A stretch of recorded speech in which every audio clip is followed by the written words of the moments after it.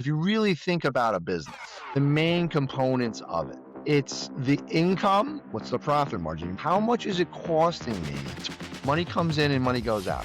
You need to be able to understand and identify where that money's going. That's the difference between the top line and the bottom line.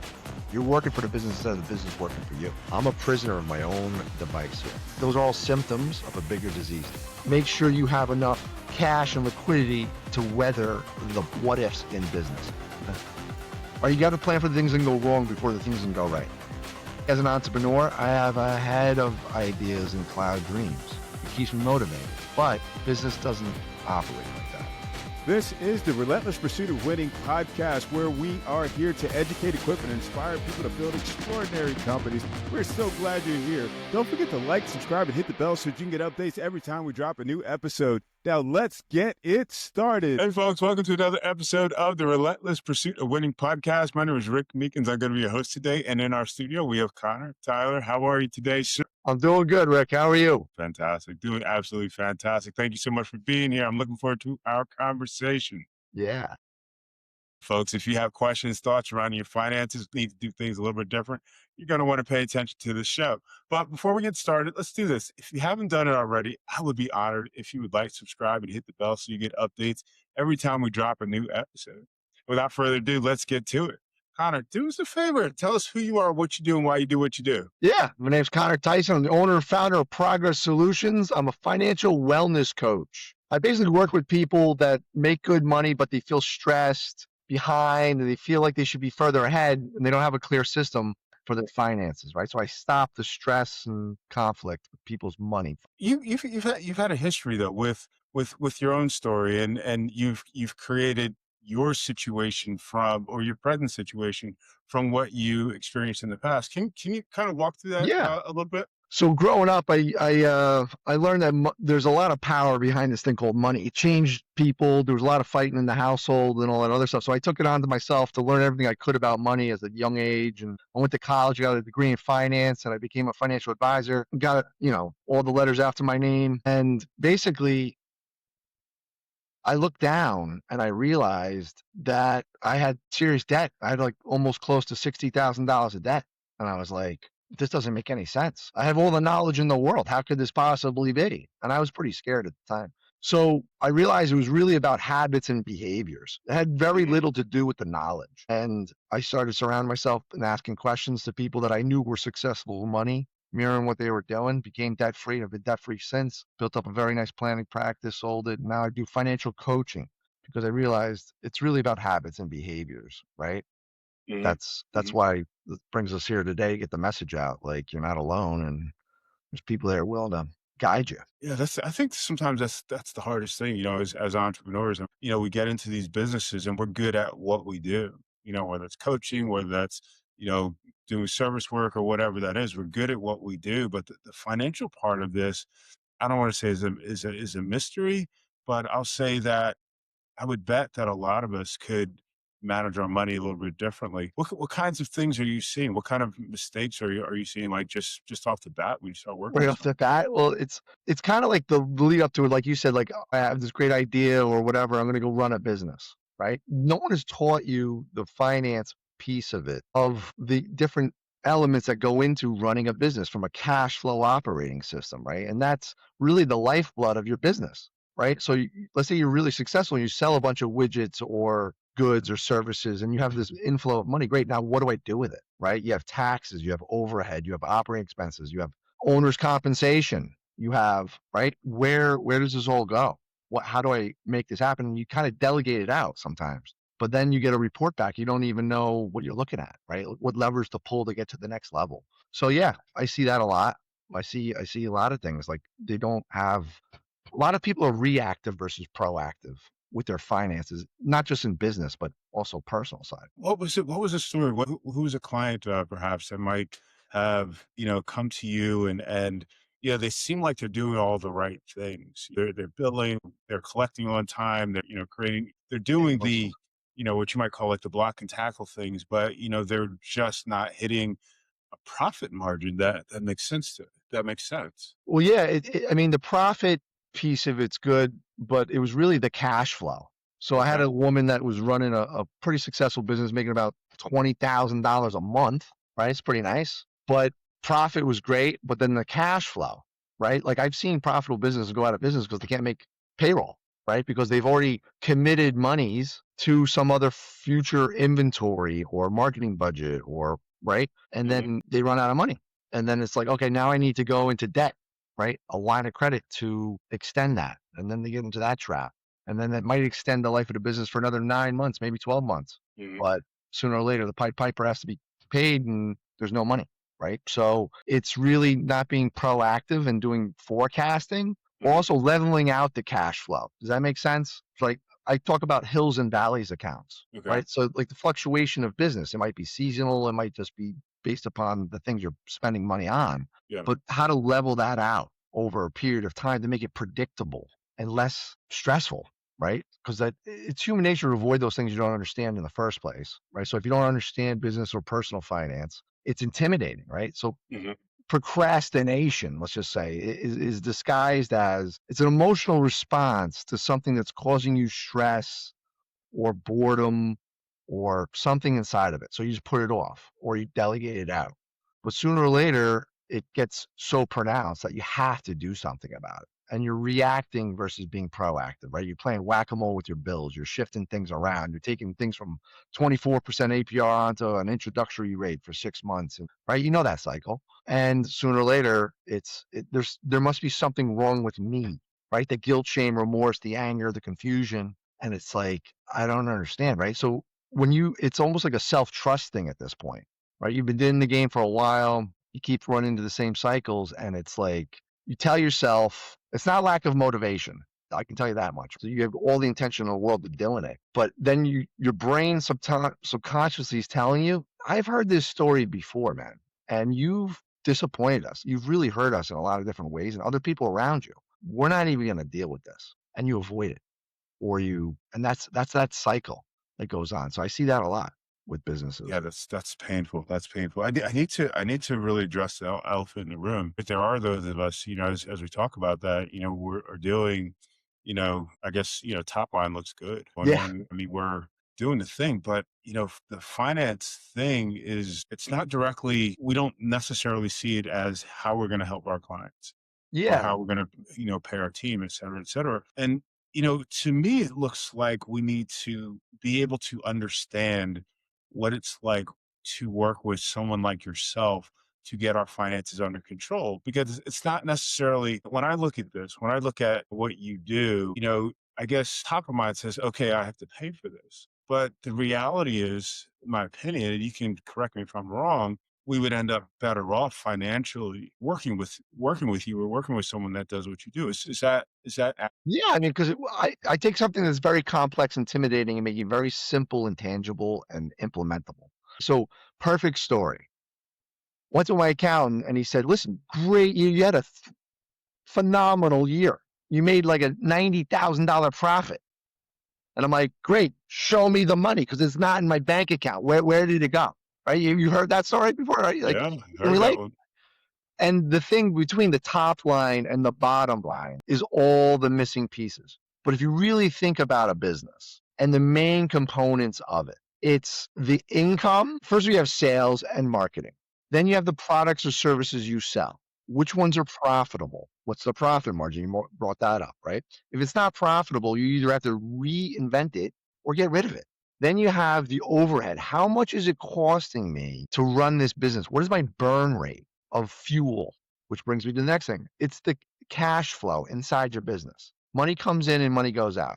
You need to be able to understand and identify where that money's going. That's the difference between the top line and the bottom line.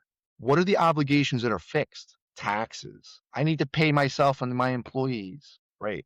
You might have some other things that you want to do, marketing, blah, blah, blah, inventory, right? Great.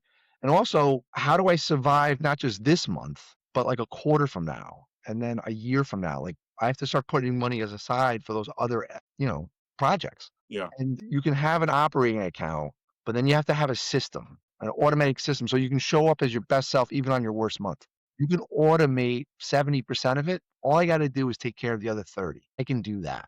But when you're asking me to do this, reinventing the wheel every month and playing it's daunting and people sometimes give up. So what I do for people is, yeah, make it systematized, simple, and implementable. So they get some control and confidence. Right, right. You know what comes to mind is you talked about it. I think you call it like an ebbs and flow account. Did I hear Yeah, the that hills and correctly? valleys, the hills Hills and and valleys valleys. account. And, I think about that. I think about, operations costs, I'm looking at my fixed costs, what it takes to run my company. And we kind of roll that up into our pricing strategy. So we've got, a certain percentage or, whatever that's going to operations. And so the question becomes, I think, thinking about the top of the hill, what are the mistakes that we're making starting all the way back at pricing?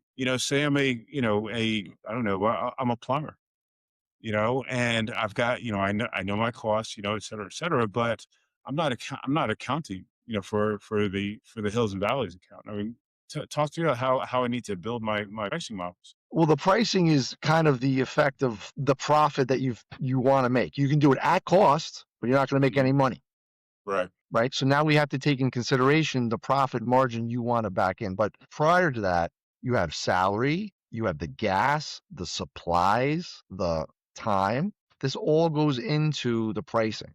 And then also on top of that, profit. That's why you're in business, Right. right? And the insurances and everything else. So that goes into that price. So when I talk about the hills and valleys, it's really the cash flow in your business. Okay. Some people have a good month or a series of good months, and then they start forecasting spending on that top of Sure. that hill.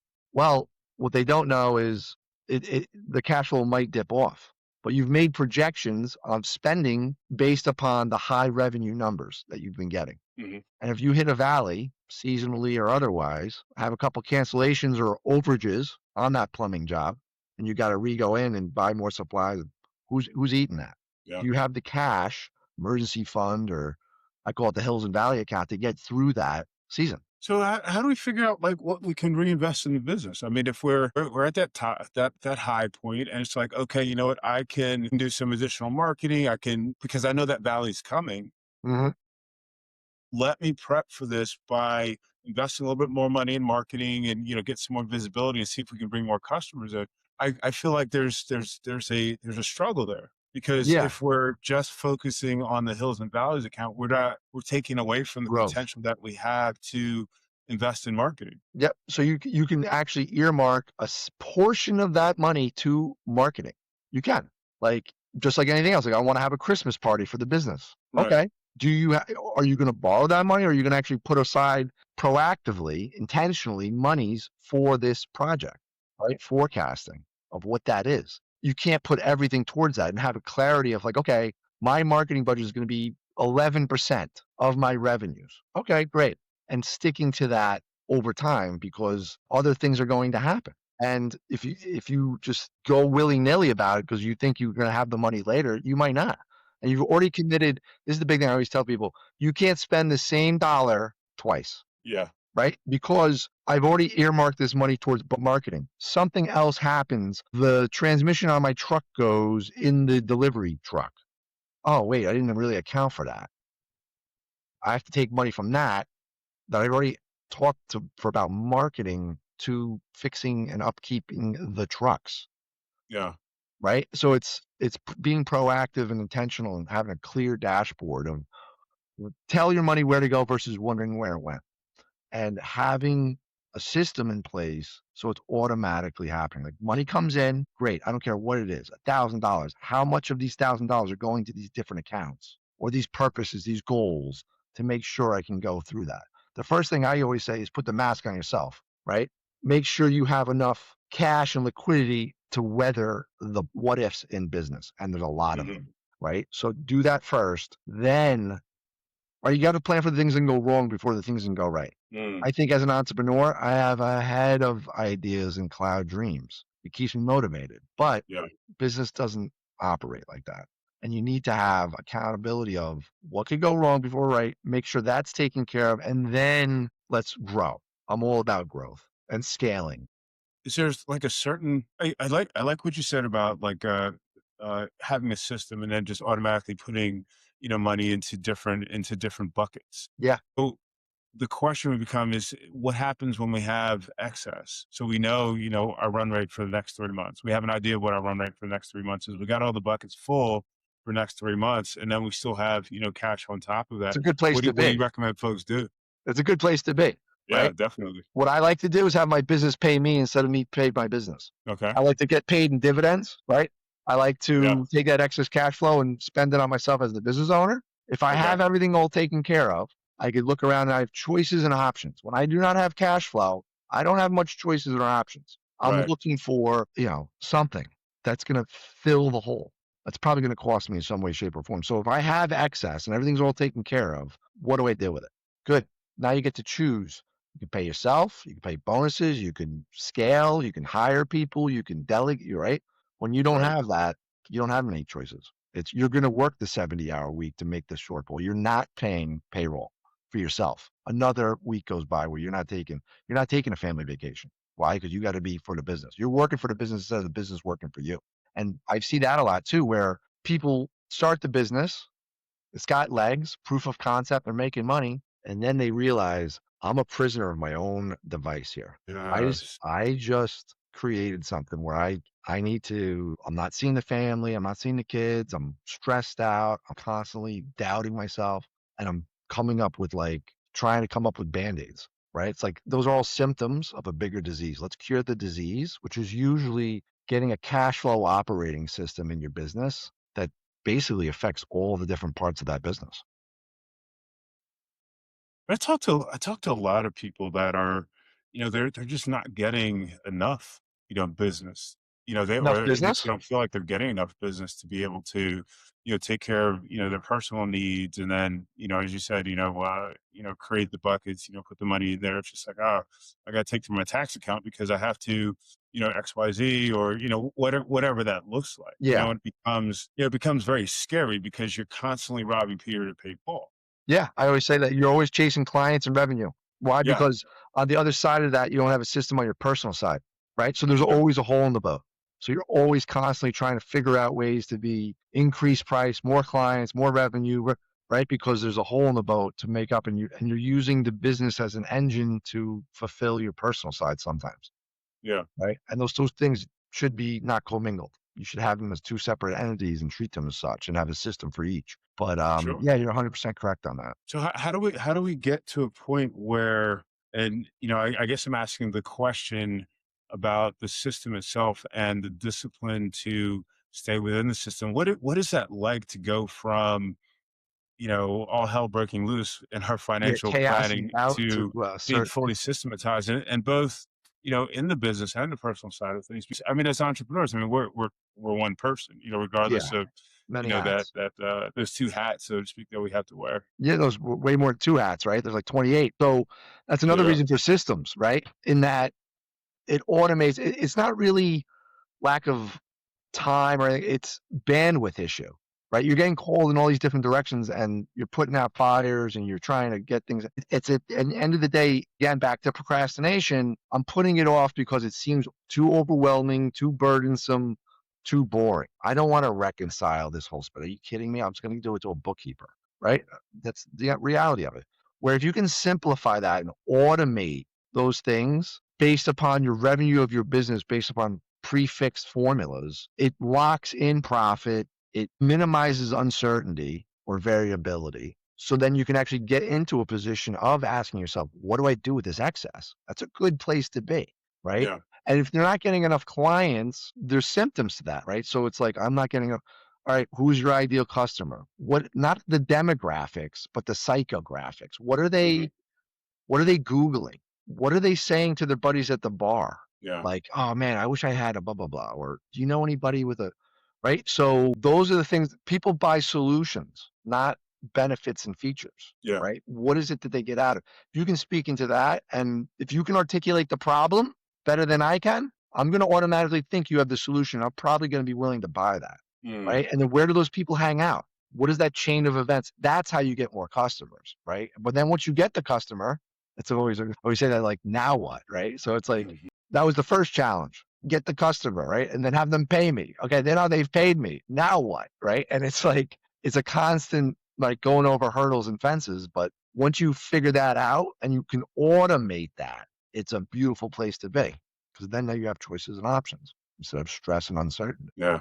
You keep saying automate that. Is that like, are we using like Excel? Are we using software? What are we doing? A combination thereof. So based upon revenue numbers of like 0 to quarter million to half a million to a million, there's different ratios of where your money should go inside your business, right? So one is overhead expenses, one is owner's compensation, the other one is taxes. Uncle Sam needs to be paid quarterly, right? A lot of people forget about that. But then also profit. What is a reasonable profit margin in the industry I'm in? Hmm. I know what I think I'm, right? But that might not be sustainable in the market that you're in. And Mm, then anytime I treat it like bi-weekly in my business, I do a reconciliation. Here's the operating account with 20,000. Great. hmm. Of that 20,000 on the 15th and the no, the 10th and the 25th of every month. Great. That money's getting deployed 22% here, 15% there, Mm, 15% there, right? And it goes automatically. And then when do bills get paid? When I get the invoice or when they're due? No, I want to direct when my cash flow is leaving. So today is bill pay day. All the bills before this are going to get paid after this. So it's not just invoice after every other day and I'm playing whack-a-mole with my bills. yeah. I control the cash flow of my business when it comes in and when it comes out. Receivables, right? Billing, invoices. Is it net 60?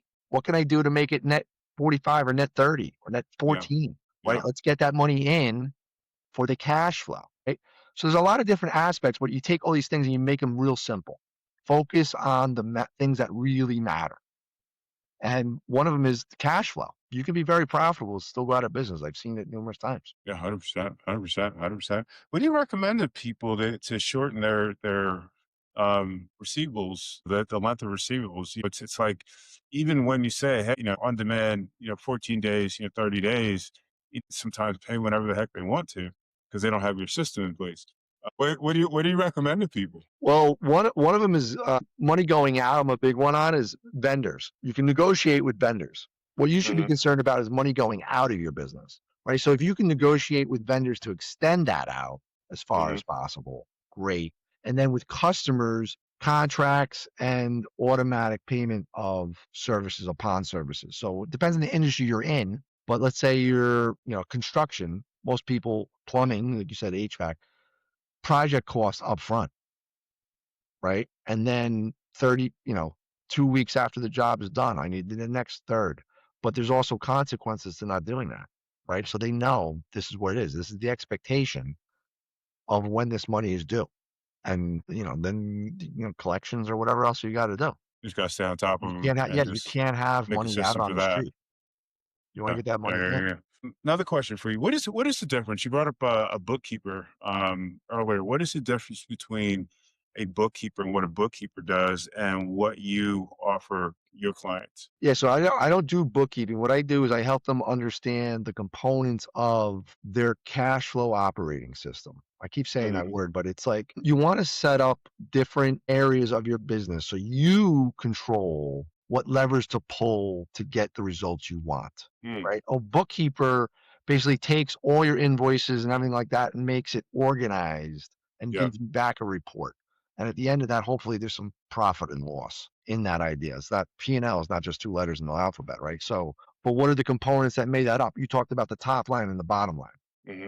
There's probably, I don't know, on average, 15, 16 things in between those two lines. Yeah. When you want to grow your business, maybe it's just two of those components. If you don't know how those numbers were actually generated, there's no way of you knowing what you need to do as a business owner to get the results you need. What lever do you need to pull? What do you need to eliminate or grow? Right? Sometimes we do a cash flow triage for businesses. Hmm. Where is all the money going? Hmm. Right? Let's Hmm. really look at this. Let's get on the phone and negotiate. Let's eliminate, reduce, or pause for a little bit.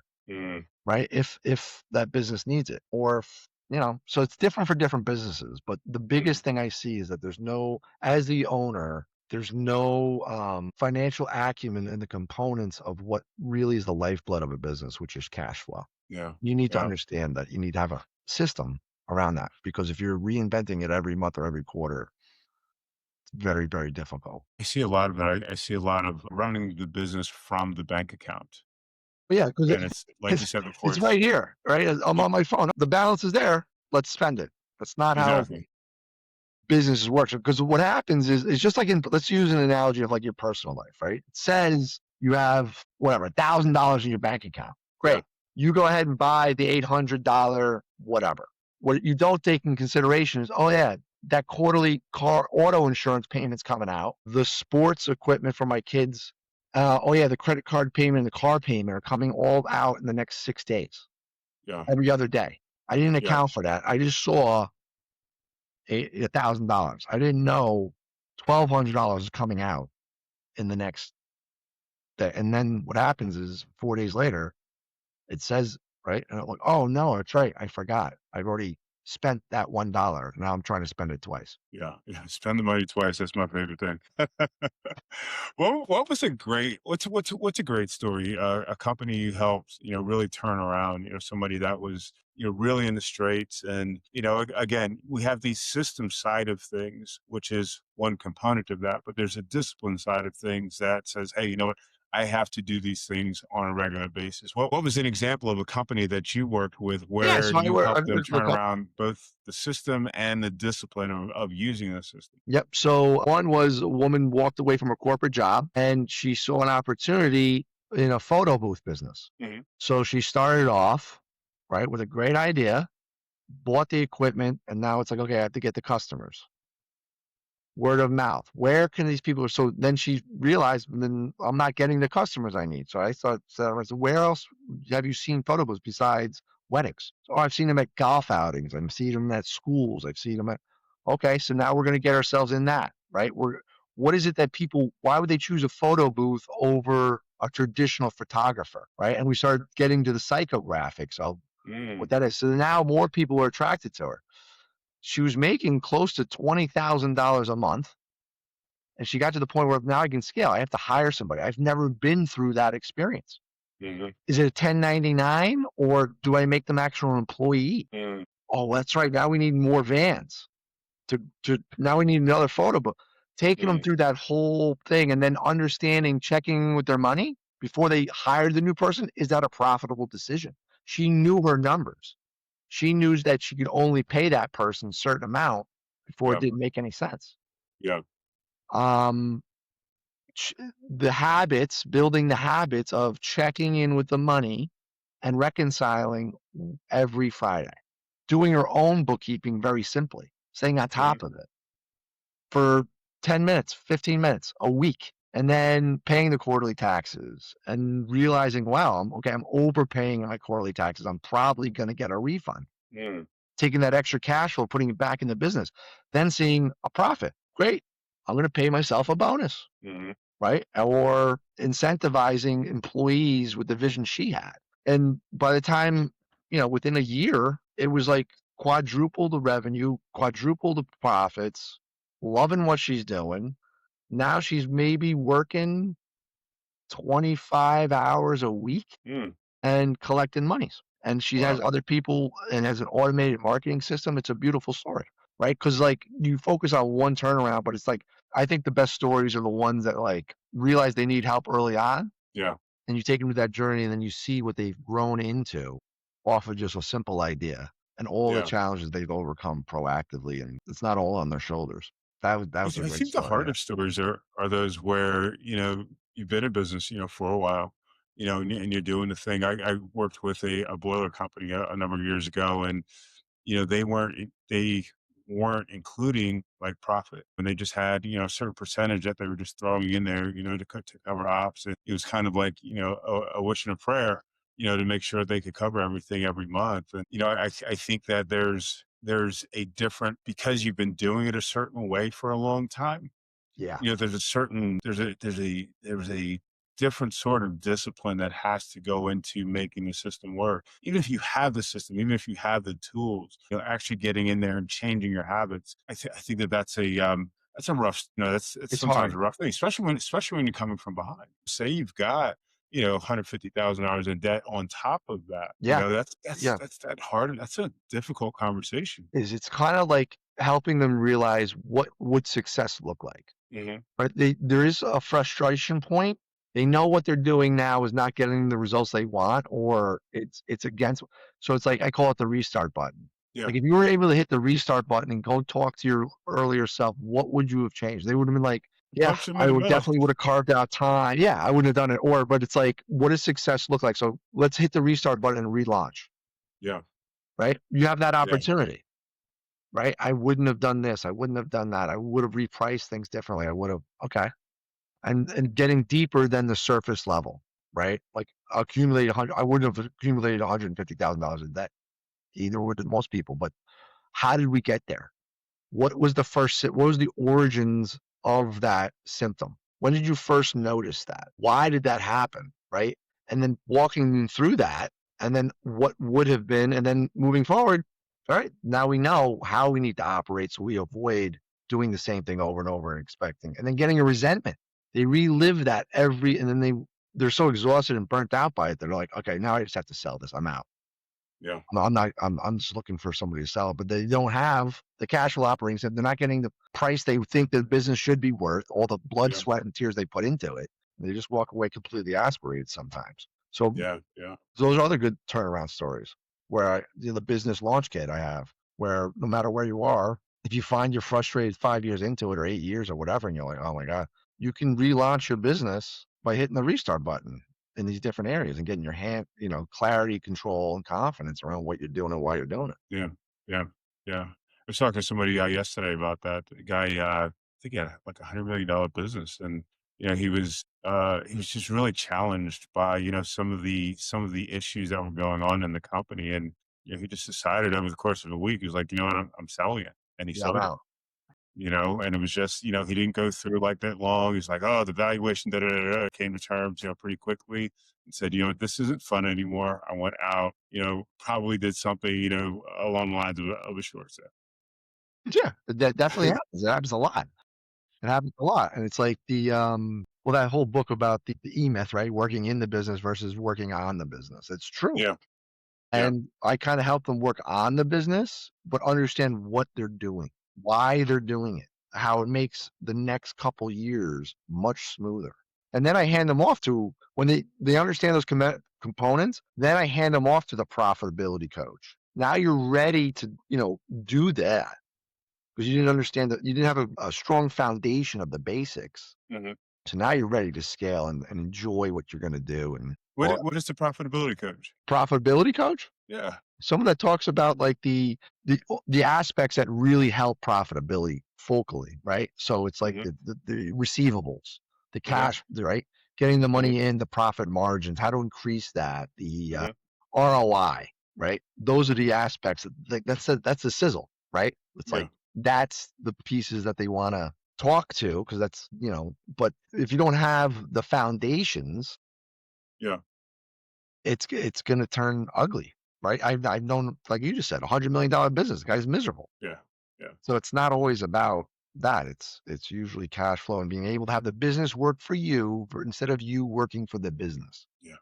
It's a big What are your mindset. thoughts on what are your thoughts on one of the things that one of the beliefs I've always had is sometimes we have to leverage capital. Yeah, We raise money in order to do XYZ. What are your thoughts on how to manage that effectively? Or if you even, are aligned with, going out and leveraging no, money I am. for certain My projects. biggest principle is you have to have the cash flow to pay the bill. Yeah. I don't care what it is. So before you commit to something, is there in your projections, right, enough revenue and profit or cash flow to pay that obligation? If you are unclear about that, do not do it. You have to be. Hmm. I have a gentleman that runs a tiki boat business right down in Florida. Awesome business, loves what he's doing, Hmm. and he wants to expand because he has big charter boats in the area's competitors. They're getting way more customers, lower price points, he's getting priced out of the market. I need a Hmm. bigger boat. Hmm.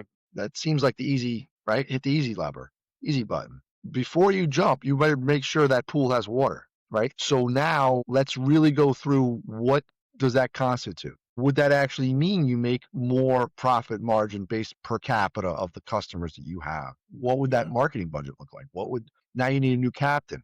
Now you have bigger fuel costs. Now you have bigger insurances. Now you have, I didn't think about all that. I just saw I need a bigger boat. And Right. someone offered me the solution of a $3.5 million loan at what seemed to be reasonable rates compared to what, right? So it's slowing down and doing that from a place of proactive versus reactive.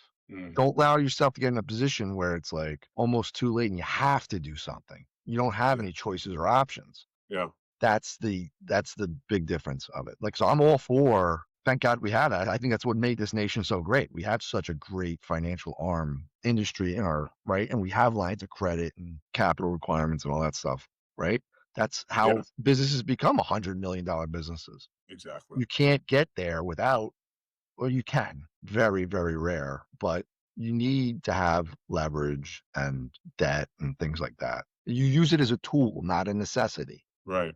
Understand that. It's not a Right. bailout. It's not Yeah. gonna be that's the big difference I see. I agree. 100%. 100%. One of the questions I always ask my guests, name of the show, of course, is The Relentless Pursuit of Winning. Winning, of course, is, defined however we want to. It could be, building a $100 million company or whatever it is. The challenge that we run into, and we've kind of brushed up against this a couple of times, is that relentless pursuit. What is it? What is it? What are the things? What does it take to keep going, regardless of those hills and valleys and everything else that happens, while you're running your company? What do you recommend? One of the exercises we go through is the why exercise, right? Understanding why. So I have people that come to me that like, I want to get out of debt. I want to get control of my money. That's not Mhm. really what they want. Right? I say, well, why is that important to you? Well, I'm not showing up to my kids' sports games. Why is that a concern to you? Well, one of my principles is family, and I'm not showing up. I feel like I'm violating that. Mm.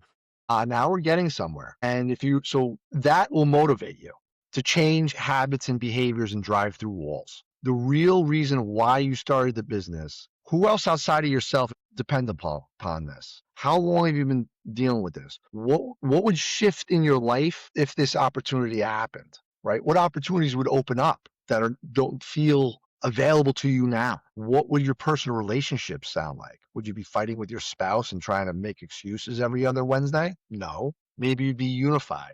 Maybe you would be, right? That's the things I tap into to Mhm. motivate people and get crystal clear on that, because there are days where you do have to pull out, I'm going to get this for you. Where is it? I have it. Mhm. Your index card of your why. You read it. That's your Mm. constitutional statement of why you started the journey in the first place. Mm. You don't have that. There are some tough Fridays and Yeah. weekends, and it's Sunday. I have to go to work on Monday. I never want to be in that position. 100%. I've been there. I know what that feels like. Yeah. So Yeah. that's my recommendation of the pursuit relentlessly. Why? You gotta get really, it's not the surface level stuff. It's the deep down, what is it you really, really want? And what are you willing to do that? Love And, it. and tell other people around you what that is. And it Help others becomes around you. contagious, because now you have a tribe of people saying, you can do this. I'm with you. Let's Yes. do that. And then, okay. And when you're down, you have somebody to be like, hey man, I'm just down. Like, okay.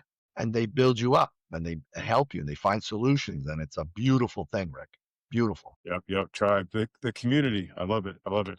You have a giveaway that you wanted to share with our audience. Can you talk about that a little bit? On my giveaway?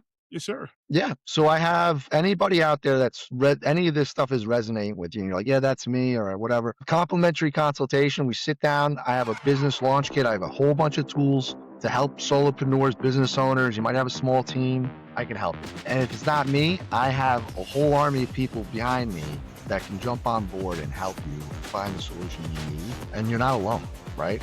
And I want to congratulate everybody. You've chosen one of the most exciting adventures of being an entrepreneur and a business owner, right? Let's make it work for you. And that's my free offer to you. Yeah, let's do this together. Much for that. And we'll put information on how they can take advantage of that in your show notes. Absolutely. Thank you so much for being on the show. I appreciate you, man. Yeah, thank you, Rick. Thanks for the opportunity. Absolutely. And folks, thank you so much for watching or listening to another episode of the Relentless Pursuit of Winning podcast. We'll catch you next time.